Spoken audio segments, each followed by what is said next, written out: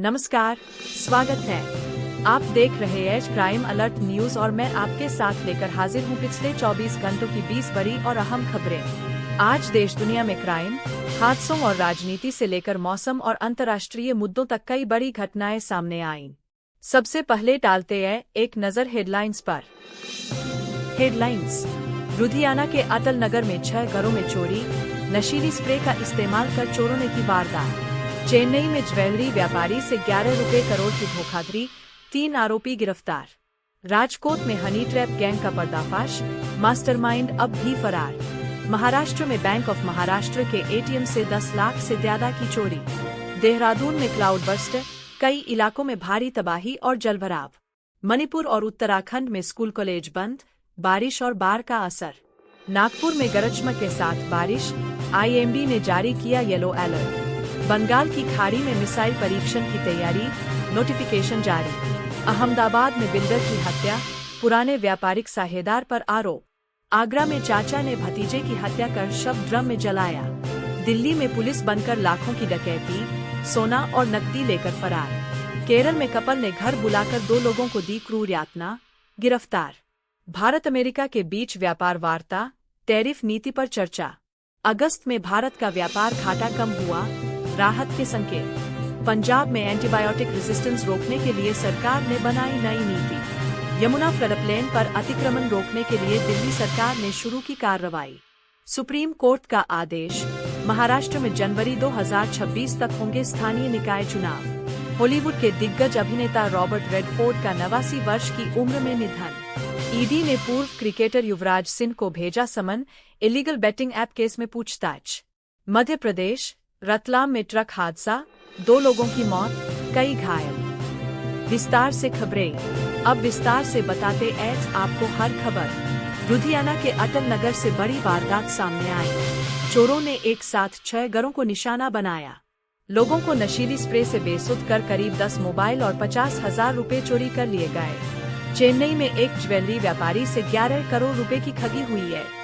इस मामले में पुलिस ने एक दंपति समेत 3 लोगों को गिरफ्तार किया है। गुजरात के राजकोट में हनी ट्रैप गैंग का खुलासा हुआ है। 2 आरोपी पकड़े गए हैं, लेकिन गैंग का मास्टरमाइंड और एक नाबालिग लड़की अब भी फरार है। महाराष्ट्र के घुघुस इलाके में चोरों ने बैंक ऑफ महाराष्ट्र के एटीएम को गैस कटर से काटकर 10 लाख रुपए से ज्यादा लूट लिए। उत्तराखंड के देहरादून में क्लाउड बर्स्ट से तबाही का नजारा है। सहस्त्रधारा और आसपास के इलाकों में पानी भर गया, पुल बह गए और कई सड़कें क्षतिग्रस्त हो गईं। मणिपुर में भारी बारिश और सुरक्षा कारणों से आज सभी स्कूल और कॉलेज बंद रखने का ऐलान किया गया। नागपुर में भी गरज चमक के साथ बारिश हो रही है। मौसम विभाग ने 21 सितंबर तक येलो अलर्ट जारी किया है। इसी बीच भारत ने बंगाल की खाड़ी में 24 से 25 सितंबर के बीच संभावित मिसाइल परीक्षण के लिए नोटिफिकेशन जारी किया है। अहमदाबाद से सनसनीखेज मामला सामने आया है। पुराने व्यापारिक विवाद के चलते 60 वर्षीय बिल्डर हिम्मत रूडानी की हत्या कर दी गई। 3 आरोपी गिरफ्तार हो चुके हैं। यूपी के आगरा में चाचा ने अपने ही भतीजे की हत्या कर शव को ड्रम में डालकर जला दिया।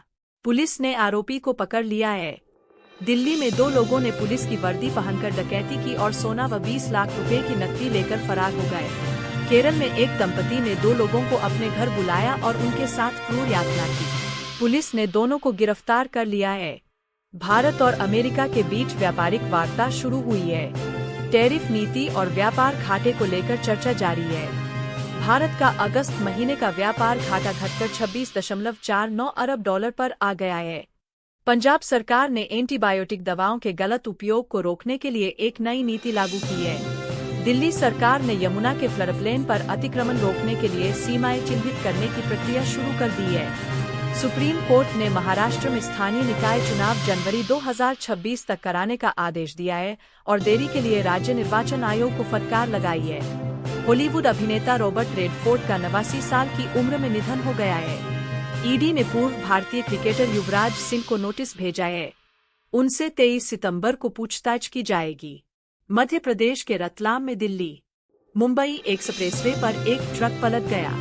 हादसे में 2 लोगों की मौत और कई लोग घायल हुए हैं। तो ये थी पिछले 24 घंटों की 20 बड़ी खबरें, जिन्हें आप देख रहे थे क्राइम अलर्ट न्यूज पर।